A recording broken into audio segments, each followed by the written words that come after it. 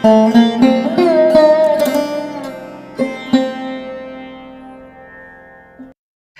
श्री कृष्णा। जनवरी, फरवरी, मार्च, अप्रैल, मई, जून, जुलाई, ये महीने तो चले गए आपके। अगस्त, सितंबर, अक्टूबर, नवंबर, दिसंबर, ये 5 महीने आपके कैसे रहेंगे? क्योंकि हमने 4 ग्रहों के बारे में ऐसी खोज लगाई है कि जिसका सुनकर आप प्रसन्न हो जाएं, क्योंकि यही वो 4 ग्रह आपके जीवन को बदलने वाले हैं। देवगुरु बृहस्पति आपके लगन भाव पर बैठे हैं। राहु महाराज 11th हाउस लाभ स्थान पर सबसे उत्तम स्थान पर बैठे हुए हैं। शनिदेव महाराज 84 हैं आपके कर्म क्षेत्र, आपके 10th भाव पर बैठे हुए हैं। केतु महाराज आपके 5th भाव पर बैठे हैं। आगे आने वाले 5 महीने आपके कैसे रहेंगे, इस बात की हम विशेष पूर्वक चर्चा करेंगे इस प्रोग्राम में। देखिए, सबसे पहले हम आपको इनकी डिग्रियों के बारे में बता दें कि जैसे शनिदेव महाराज की डिग्रियां कैसी होंगी। फिलहाल में 15 नवंबर को ये वक्री अवस्था से मार्गी अवस्था में हो जाएंगे।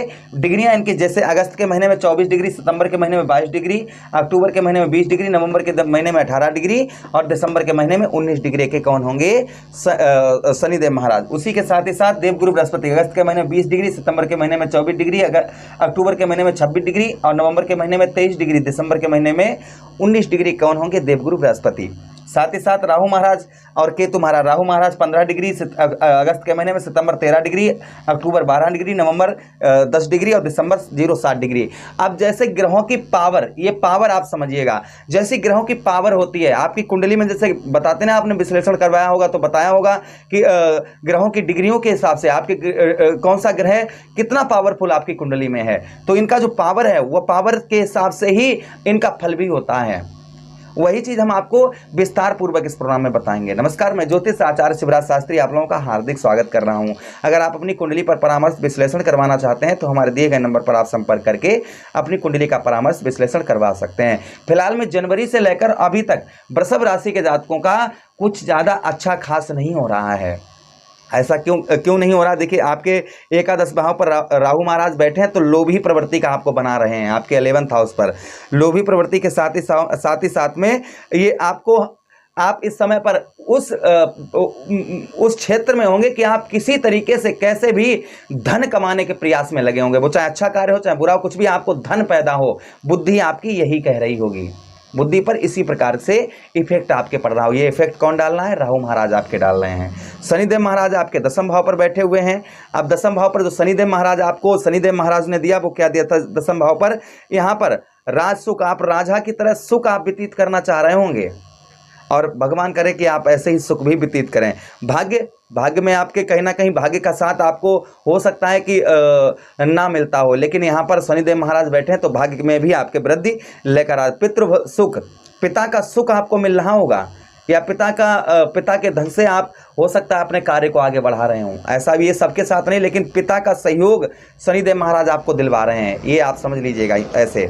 अच्छा, उसी के साथ ही साथ जीवन साथी से अच्छे संबंध नहीं होंगे वृषभ राशि के जातकों के। देवगुरु बृहस्पति आपके लगन भाव पर बैठे हुए हैं।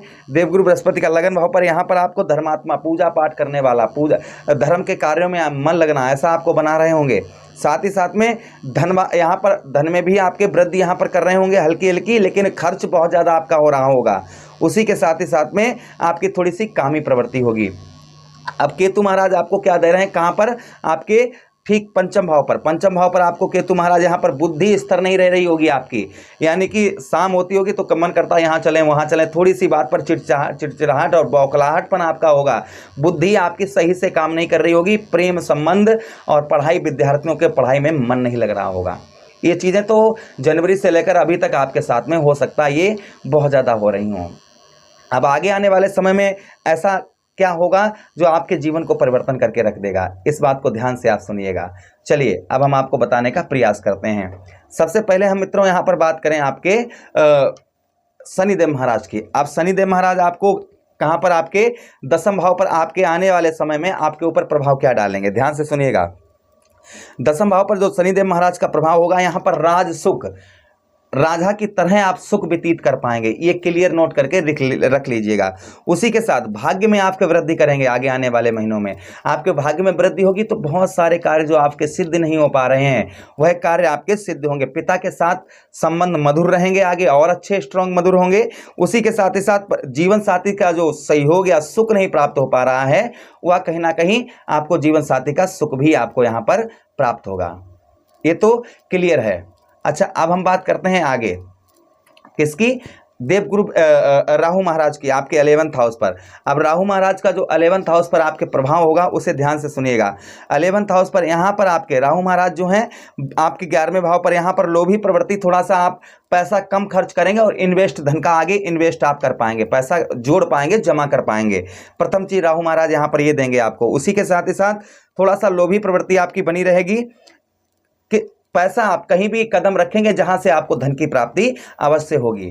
देखिए, बिना कर्म किए, बिना मेहनत के फल प्राप्त नहीं होता है, ये ध्यान रखिएगा। फिर भी राहु महाराज 11th हाउस पर बैठे हैं तो आपको सफलता भी दिलवाएंगे। इंटरनेट वगैरह से जुड़े हुए हैं या फिर आप फिल्मी दुनिया, बॉलीवुड वगैरह ये चीज़ें, फिल्मी दुनिया, एक्टिंग के शौकीन हैं, तो आपके राहु महाराज आपके कार्य को बहुत अच्छा बढ़ाने वाले हैं।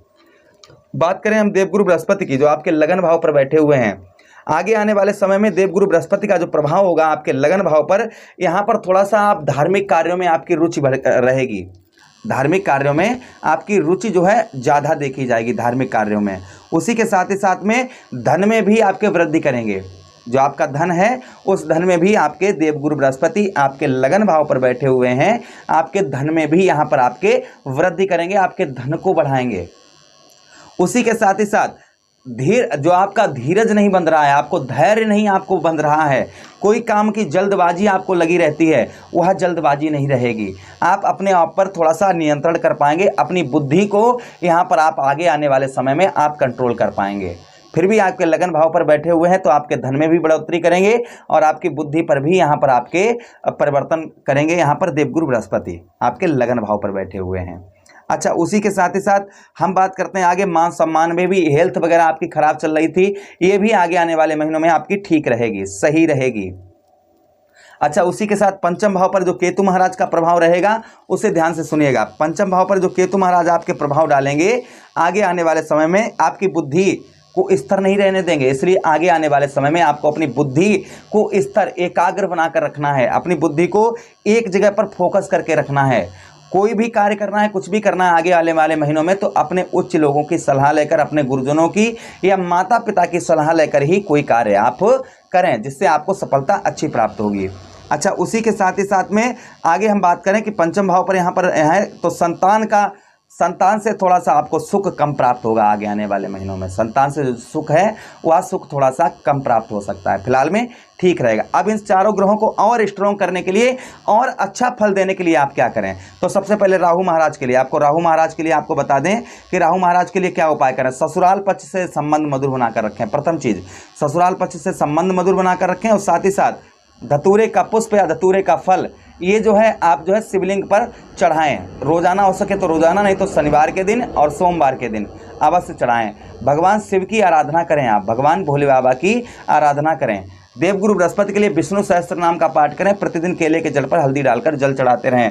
शनिदेव महाराज के लिए चमड़े का दान करें शनिवार के दिन सूर्यास्त के बाद में, आपके लिए बेहद शुभकारी रहेगा। उसी के साथ ही साथ ओम सम शनिश्चराय नमः या फिर ओम प्रांपरिम सा शनिश्चराय नमः, इस मंत्र का जप करें शनिवार के दिन। केतु महाराज के लिए काले सफ़ेद तिल बहते हुए जल में प्रभावित करें या फिर काले सफ़ेद तिल शिवलिंग पर चढ़ाएं। कौन से दिन? बुधवार के दिन। या फिर ओम केतुवे नमः इस मंत्र का जप करें, जिससे आगे आने वाला समय जो है आपका बड़ा अनुकूल रहेगा। यह ग्रह आपको जो अशुभ प्रभाव आपके जीवन पर डाल रहे हैं वह अशुभ प्रभाव आपके जीवन पर ये ग्रह आपके नहीं डालेंगे। अगर आप अपनी कुंडली का विश्लेषण परामर्श करवाना चाहते हैं तो हमारे दिए गए नंबर पर संपर्क करें। फिलहाल में आगे आने वाले महीने हैं वो आपके लिए बेहद शुभकारी और अच्छे रहेंगे। थोड़ा सा आपको जो हमने सावधानी बताई है वो थोड़ा सा सावधानी आप बरत के रखिएगा। आदेश चाहूँगा हम किसी अन्य प्रोग्राम में पुनः भेंट करते हैं। वीडियो अच्छा लगा हो तो लाइक अवश्य कर दीजिए, चैनल को सब्सक्राइब कर लीजिएगा, वीडियो मित्र यारों के पास शेयर कर दीजिएगा। हरे कृष्णा, राधे कृष्णा।